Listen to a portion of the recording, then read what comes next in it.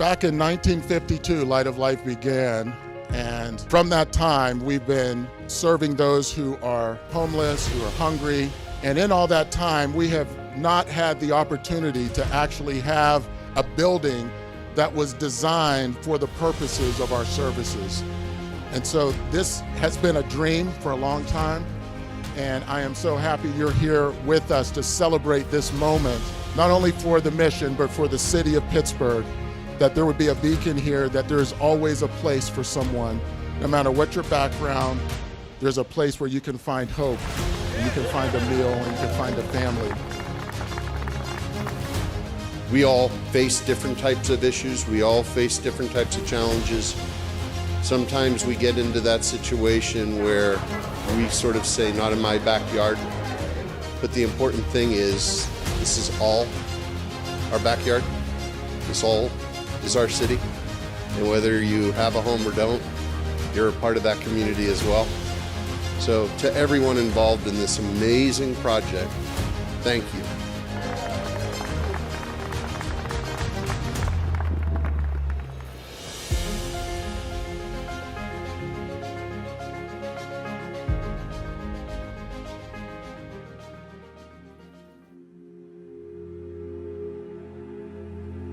I grew up in a house full of chaos, a stepfather, my mother, both alcoholics, drugs as well.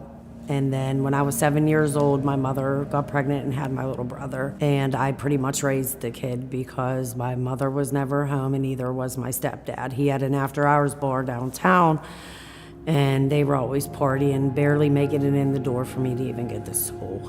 He used to beat the crap out of my mother. There was a lot of domestic violence there. I was around 11 or 12 years old and he sexually abused me, started sexually abusing me, and it crushed me because he's supposed to protect me and I couldn't understand why he was doing it. It broke my heart and I was so scared. He threatened me and told me if I tell my mom, he would kill us all.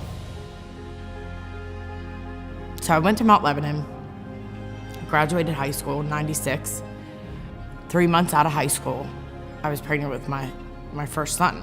6 weeks after he was born, his father and I were in a fatal car accident and his dad died. Definite crossroads in my life. I felt lost. I remember I could be in a room full of people and feel completely alone. I was come out of a single parent home. You know, it was just my mother and my 3 sisters and my 2 younger brothers. One day my mom told me I was the man of the house, which scared me. I was in church a lot and I would do good in school. I played sports. You know, those were the, happy days of my life when I was on the basketball team. Freshman in high school. There was a lot of older guys in the neighborhood, and me and my best friend, he had a bunch of brothers that introduced us to smoking marijuana. We would see them hanging on the street corners. You know, back then they had some wine out. They was drinking a lot of wine.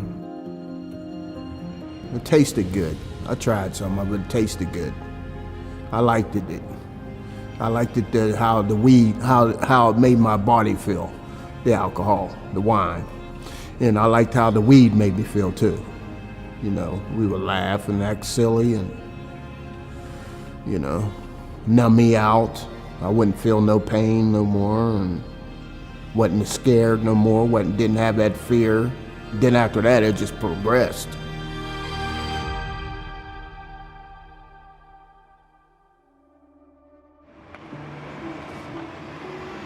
I often like to describe Light of Life as a place of miracles. It's a place where we come together and we get to see transformation happen. A lot of times when people come to Light of Life, when they think about Light of Life, they think about our meals, and that's just one aspect of what we do. We're also here to walk alongside people as they're trying to transition from homelessness into a self-sustaining lifestyle.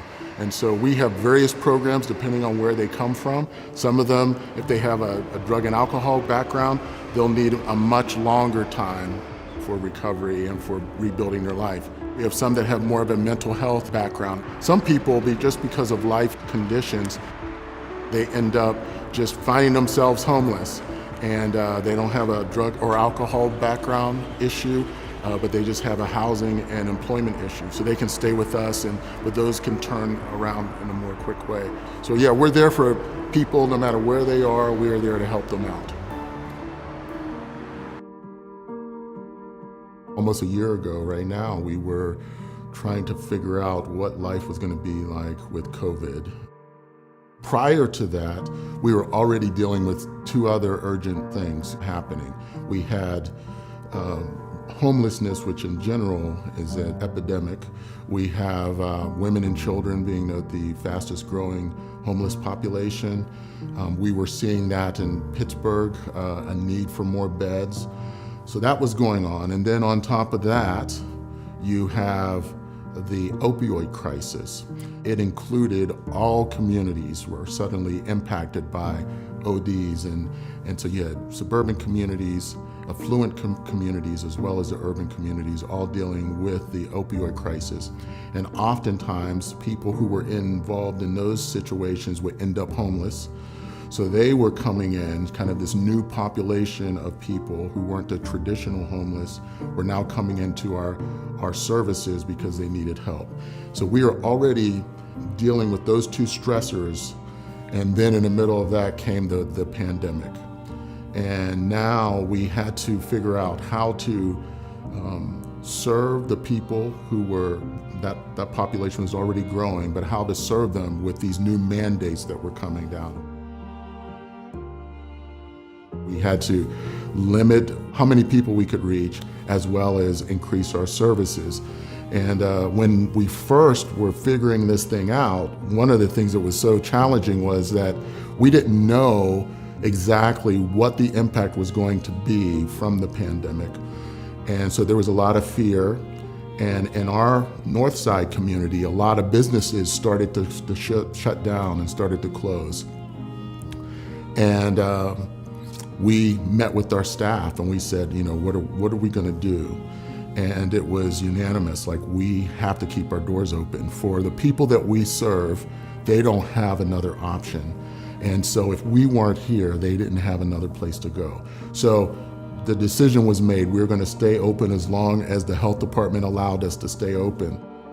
I think one of the things that has really touched me and moved me is our executive director, Jarrell. His ability to manage the staff in a very administratively organized way, but also bringing that pastoral spirit to who we are, how we care and love for each other, and how we take care of our clients. What we learned very quickly was that not only were our services needed at the level it was before, but it actually increased. We learned that other shelter providers as well as food banks were closing. And so suddenly we were not only just serving the people on the north side, but even as far as away as Mon Valley, they were coming to us for food services. We had people who were looking for us for mental health support. And so our demand doubled and in some categories tripled in just a month period of time. We did a lot of prayer because it's really beyond human capacity, right? Many of our volunteers, they are our lifeblood. They keep us going. They are so much involved. But suddenly, because of concerns that they had, we saw a tremendous drop in volunteers. And so that put even more demand on our staff. And some of our staff, they were working extra hours just to keep things going. But again, the beautiful thing about our staff is that they love what they do, and they love helping people who are on the edge and who are marginalized. And for the first time, as we were looking at the pandemic coming into our area, we realized that it was actually better for homeless who were staying in camps to remain in camps as opposed to coming out, because at that time there was no COVID in the homeless population. So we and other service providers in our area came up with a plan to begin to bring services to them in the camps. So that required, okay, how do we get water? How do we get hand washing stations, food, medical supplies, PPE into the camps, under the bridges? So we had to change our whole mentality, but that's what this required. We had to learn that it wasn't about what happens in our four walls, but it was about serving those who were most in need. And so our outreach team began to go out and go under the bridges, and we worked with the county and Alcosan and other places to say, how can we make the camps the best that they can be, bring medical services to them, sanitation to them. Some of the people that were in the camps that would not come to us, now they began to get to know our staff and trust us. We knew that the winter was going to be coming and what was going to happen if we didn't have this facility. And one of the things that you learn when you're trying to deal with people who have trauma is that you want to create a safe space for them. And part of creating that safe space is having physical distance in space. Our building before was not set up in that way. You had to sleep in bunks, and the person in the top bunk, they couldn't even sit up because of the ceiling. Well, at Light of Life, obviously the big change is the new building that we're in, Vetley. We're very proud of this building and the services we perform here. Craig Wolfley talks all the time about looking for a new building for 25 years. And when I was first introduced to Light of Life 12 years ago, the then board chair, Don Foster, said, we're just starting a fundraising campaign for a new building. And here we are 12 years later, and this building is now totally built.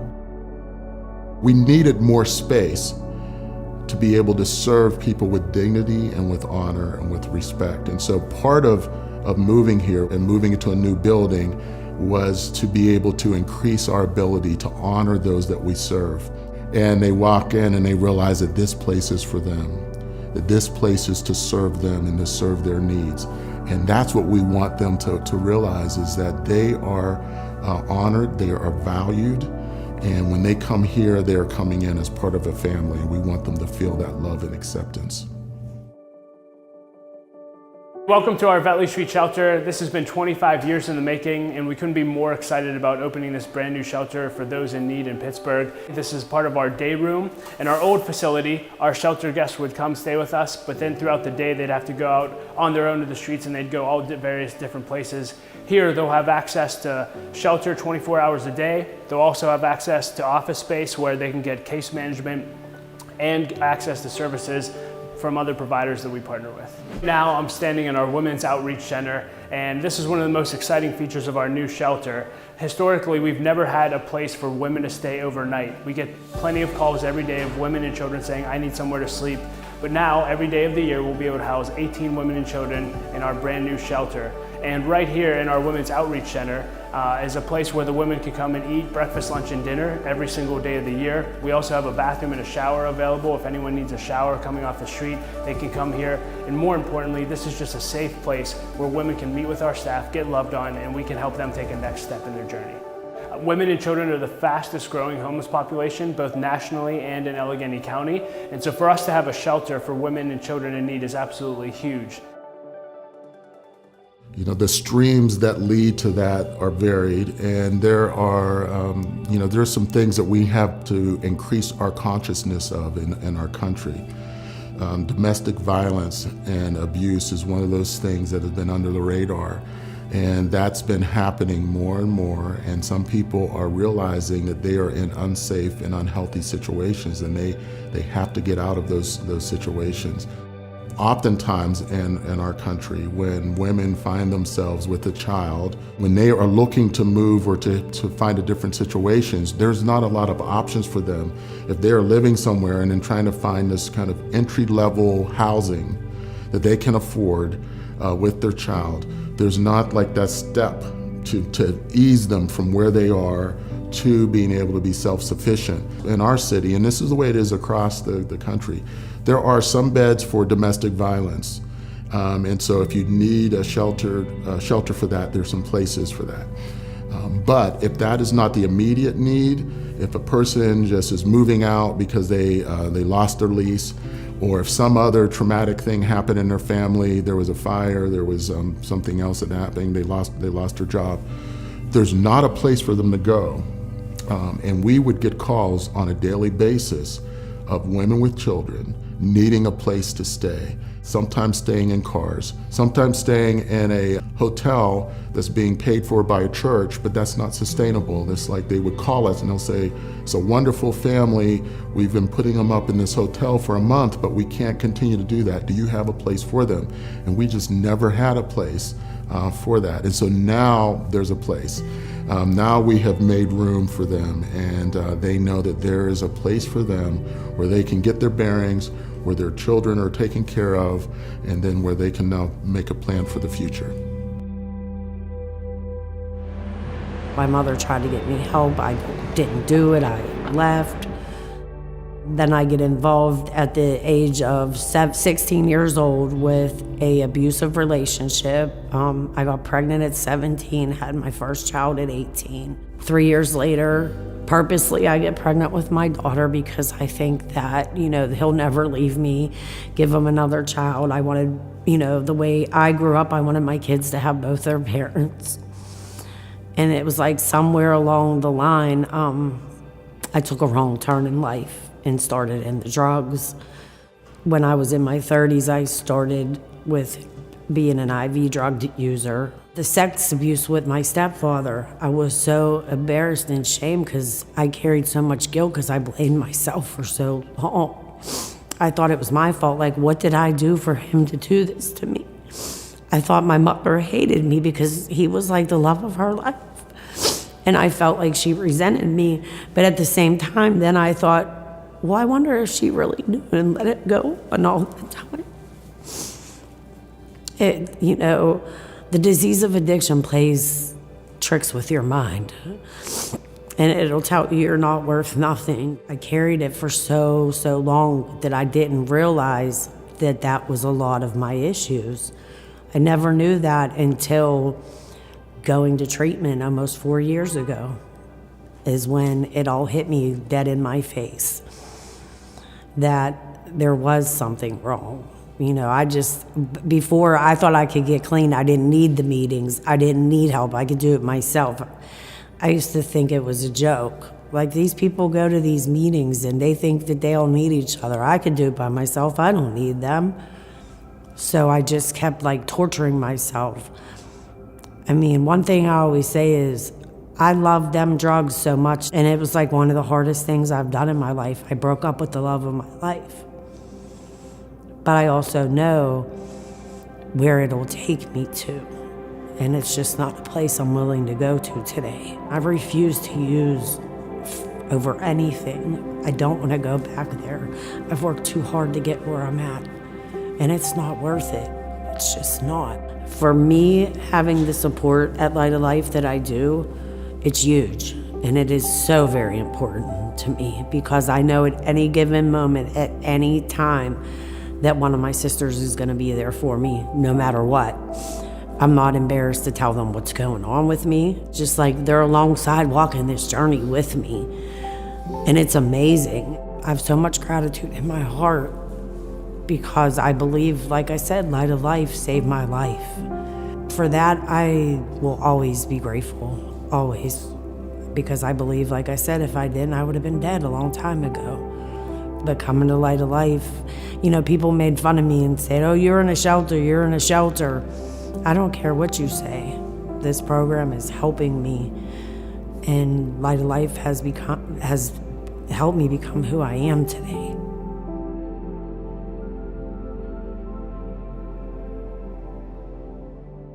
My dad was an alcoholic my whole childhood. As I got older, his alcoholism got worse. It was the trauma of losing my son's father, the pain and trauma of losing him, of having a newborn baby by myself at 19 years old. When I think about it now, it's wow, that's a lot. My mom helped me tremendously, especially with the baby. Yeah, I just didn't want to feel that. I didn't want to grieve that loss. I didn't want to feel that loss. The emotional pain and psychological pain far outweighed the physical pain.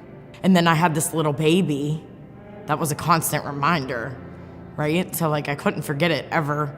So did cocaine, and it was almost instantly off to the races. I think for about 2 years straight, I started dabbling into Vicodin and Percocet and pain pills to come down from the coke. It's just how addiction goes. Like it manifests and morphs into bigger and better and more. I want to say I snorted heroin for probably 2 years. And then when I turned 24, and that's not that long, from 19 to 24, I was using a needle for everything and anything. Cocaine, crack, it didn't matter. I got caught a whole lot of times. I went to jail a whole lot of times. At one point I was arrested 5 times in 1 month for retail theft.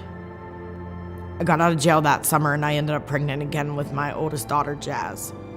So when I was pregnant with her, I didn't stop using. And I kept running. So I had a PO. And somehow I managed to go see this PO. And what she said to me was, you can either get on methadone or you can go to jail until you have this child, because I refuse to let you to continue to use with this child inside of you. So, I don't know, at the time that was a no-brainer. Like, okay, I'm gonna go get on methadone because I'm not going to jail. Shortly after I had her, I went back to using. So, she was a year old when I went to rehab because I had enough. I was sick of myself. Went to rehab, and I was like 9 months clean. She was 2, and I came to Light of Life. And I couldn't believe everything that this program did for people. Like, it was just amazing to me. I would bring both of my girls with me every day. Even when I had the third one, and they help so much. I mean, things you wouldn't even think of, they help you with. Of course, Christmas and Easter is amazing. How many strangers care if your kids have a good Christmas or not? It's just amazing. It's amazing. Like, you have no choice but to be blown away with gratitude. So like, even when I found my place, basket of essentials, towels, toiletries, shampoo, anything you can think of, they help you with. When I first came into the program, I didn't work. I didn't have a job. I had my kids. I was reliant on welfare and the program to pay my rent. And then I had a third baby. Somehow I developed this relationship with the Light of Life that felt like home. I started to develop a relationship with God and with Christ. Bible studies. Even in recovery, we do 12 steps. There's also like an Overcomer 12 steps that incorporates Jesus through the entire 12 steps, and scriptures incorporated. So through just showing up every day, I started to get a faith like I've never known. I just got my bachelor's degree in December. Yeah, it's awesome. Information science and technology. So I have my bachelor's degree. I am working on a master's. I started my master's program in January. Without God, none of it's possible. I'm a mother to my kids today. That's the most important. They didn't have that mother not that long ago. All Light of Life. All Light of Life. My kids know God because of Light of Life. I know God because of Light of Life. My gratitude. I come back and volunteer. I get alumni to speak to the women. I'm on the alumni committee. Light of Life is like in every part of my life. Legit, every part of my life. And I love it. I told you, it's like my family. I'm eternally grateful for everybody. God is good. Light of Life is awesome. But if I can help another person, you know what I mean? That's at least the least that I can do.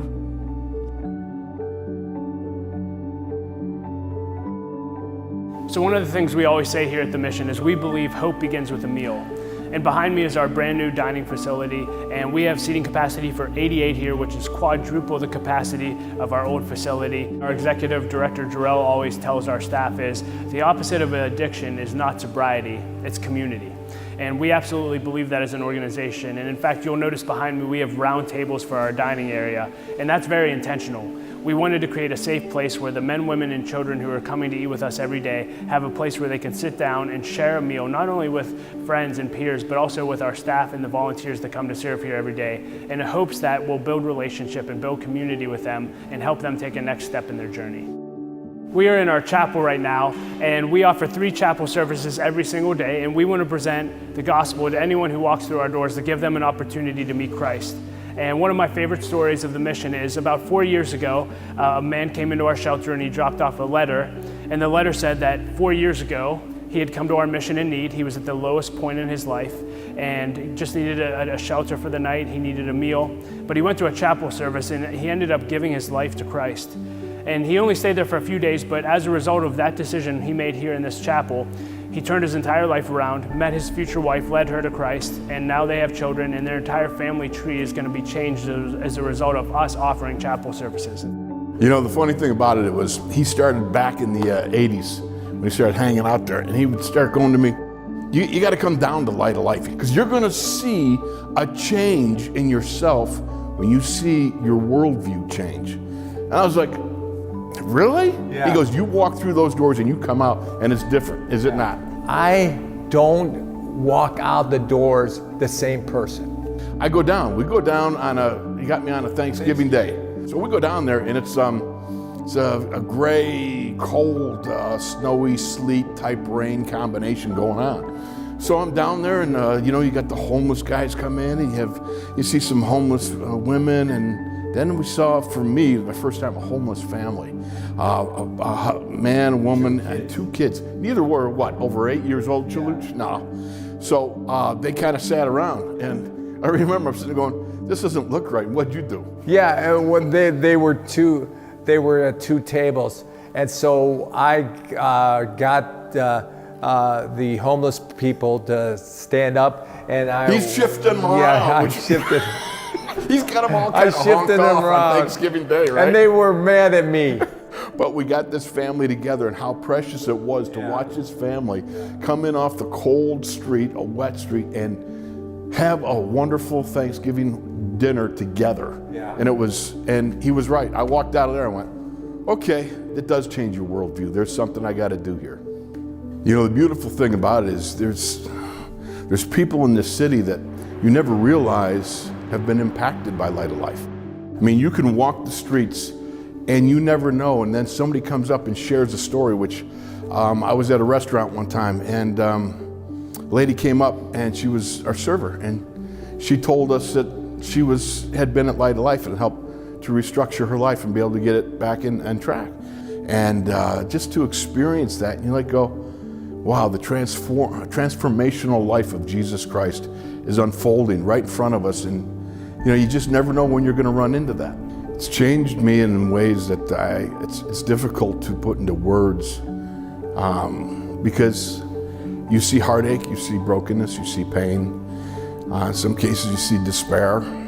You see people who are truly trying to change, but it's a difficult process, and it needs people to surround them with love and a protective barrier, and to do more than just say, God be with you, and pat you on the back and good luck. It's a warm meal, it's a hug, it's a new coat, and you see that transformation come.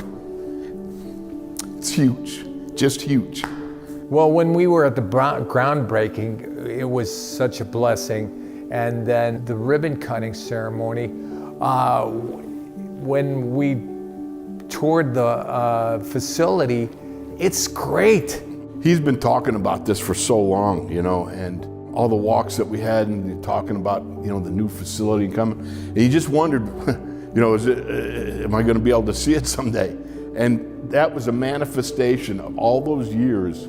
And I'm just so thrilled for the staff, for the clientele here at Light of Life, for the people ooh, this really makes all the difference in the world. And the best part is that I think that the women's ministry has grown.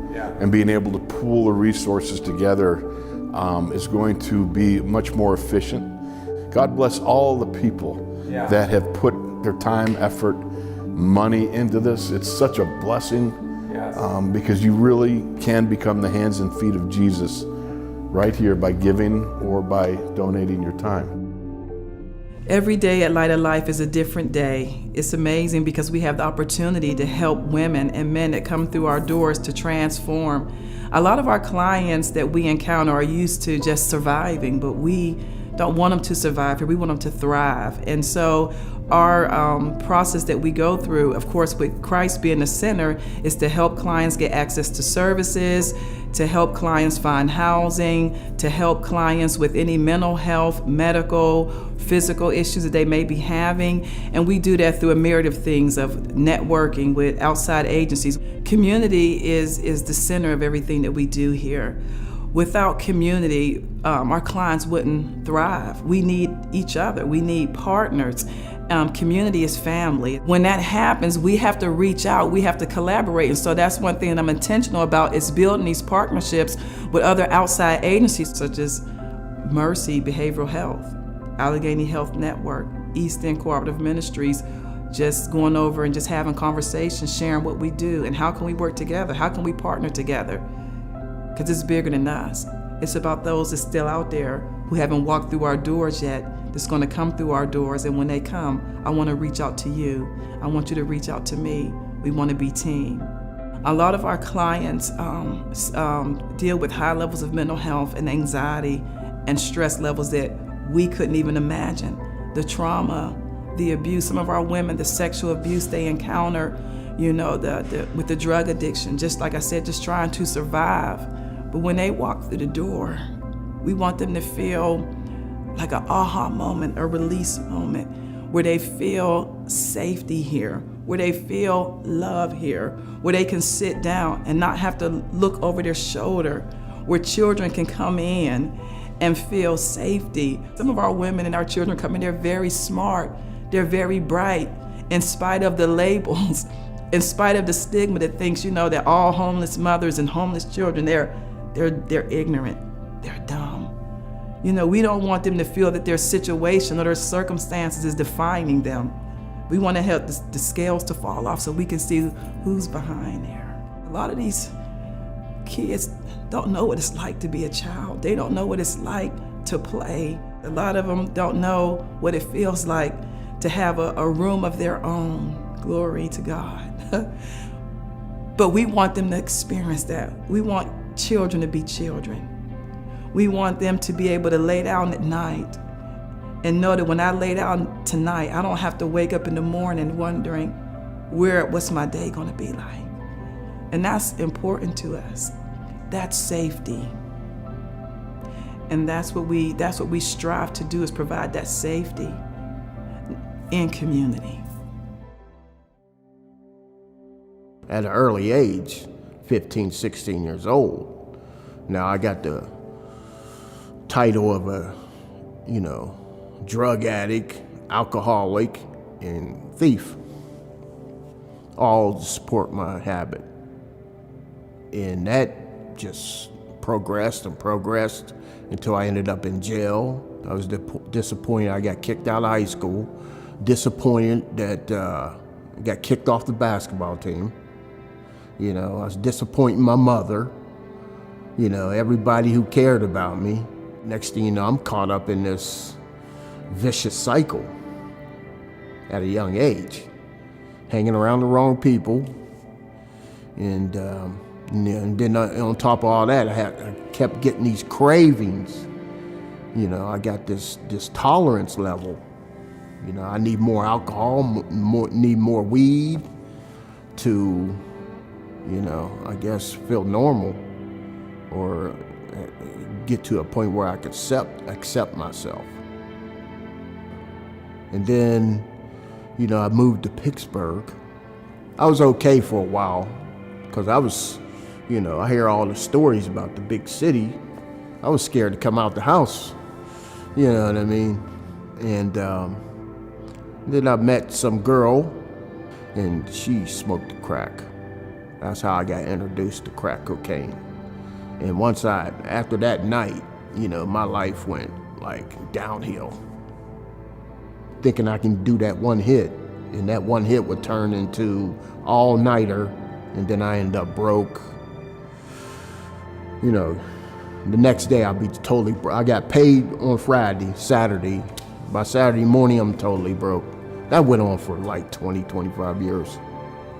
I couldn't sit still. I couldn't get enough alcohol. I couldn't get enough crack. It was just on me, man. It was on me. And I got scared. So I saw the opportunity. I didn't run up out of there. I didn't run. I walked.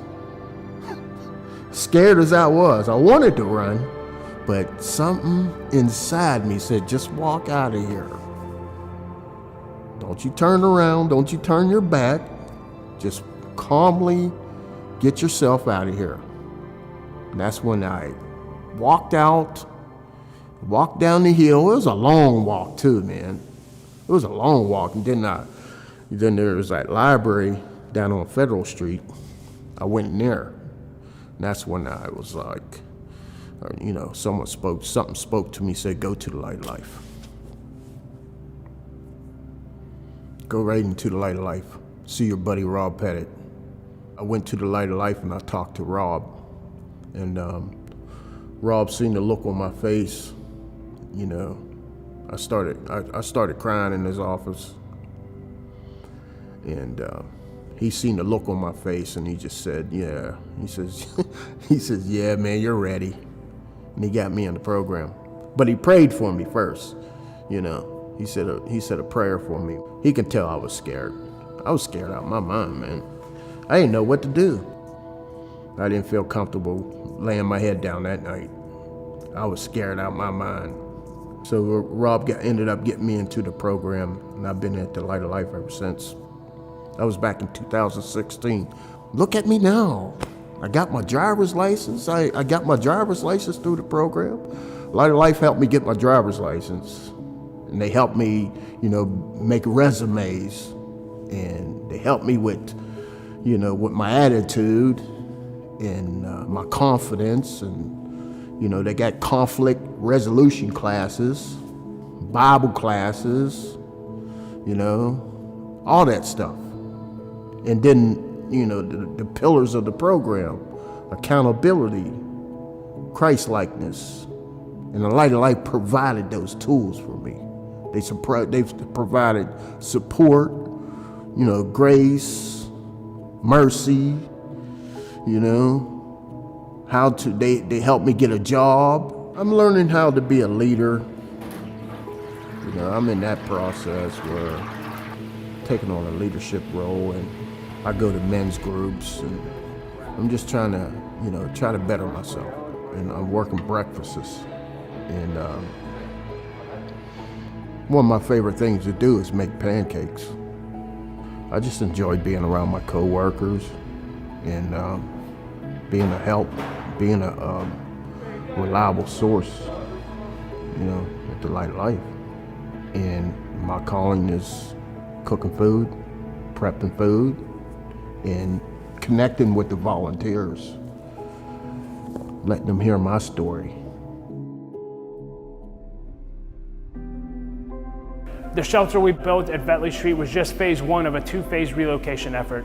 And right now I'm standing in our Ridge Place building, which will be the home of our future long-term residential programming. Now, you've heard over and over again tonight that no matter where someone is in their journey of homelessness, we want to have a next step for them. Our long-term residential programs provide recovery, education, and employment. And so in this facility, we're going to have a brand new dining area for our long-term residential program, a brand new chapel that the men and women will be able to go to on a daily basis. We'll have some of our administrative and development offices. But some of the most important work is we'll have a 12-bed emergency shelter for men. The entire second floor will be our long-term men's residential program. We'll have 28 beds here for men who are in our long-term program. And again, those men and women will live with us anywhere from 9 months to 2 years. And then we're going to be adding a third additional floor on this facility that'll be the brand new home of our women and children's programming. They need a space. We serve over 40 women and their children in our long-term residential program, and our building that we currently use them in is just out of space. And again, it was never designed to do what we need to do to serve the women that we have. And so this new facility is going to ensure that the men, women, and children in our long-term residential programs can make it to graduation and ultimately be out on their own, living independently once they graduate from our programs. And we couldn't be more excited. Tonight you've been able to see the stories of lives that have been transformed at the mission. You've gotten a sneak peek at our brand new shelter that just opened, and you've seen the need for phase 2 of our relocation effort at Ridge Place that'll be the home to our long-term residential programs. To date, through the generosity of donors and foundations, we've already raised over $16 million toward our $22 million campaign goal. That's over 75% of the way towards that goal. These 2 projects are going to enable us to serve the homeless men, women, and children of Pittsburgh with dignity and worth for decades to come. We have $6 million left, and we are coming to you, our Pittsburgh community, and asking you, help us cross the finish line. Will you partner with us to ensure that that's the future of the men and women that we serve? $6 million. Some of you have the ability to do a lot, some have a little opportunity to do a little. The amount doesn't matter. There are 2 ways to give. The first way is you can give a gift right now towards the campaign. Every dollar raised through this show is going to go to our capital campaign. And you can give online at lightoflife.org/open doors. For some of you, the second way is some of you may want to make a pledge over multiple years. You can make a 3 or 5 year pledge and pay that pledge down over the course of 5 years. If you'd like to talk to a staff member, you can contact our capital campaign manager, Philip Spina, at the contact information listed on the screen. I want to let you know that your contributions matter.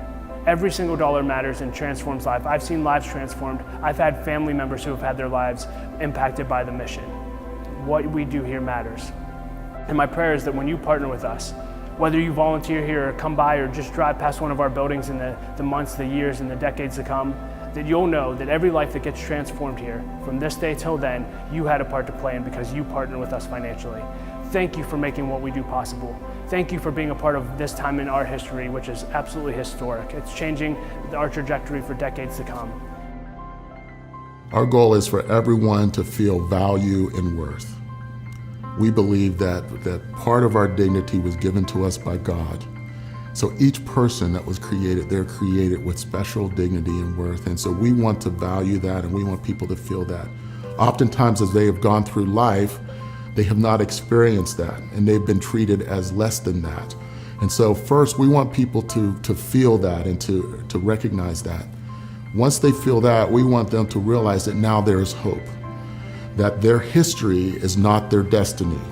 What their past has been does not dictate what their future can be. It's so good to know that no matter what your previous chapters have been, you can write a new chapter in your life.